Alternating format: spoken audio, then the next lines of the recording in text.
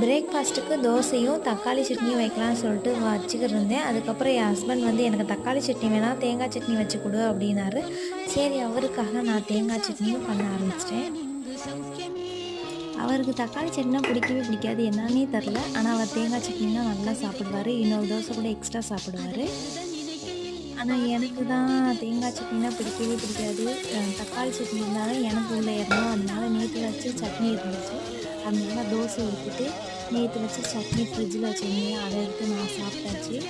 அப்படியே தேங்காய் சட்னியும் தக்காளி சட்னியும் 2 வச்சு நான் சாப்பிட்டேன். அவங்களுக்கு வந்து தேங்காய் சட்னி இருந்தால் போதும், நல்லா சாப்பிட்டுக்குவாங்க.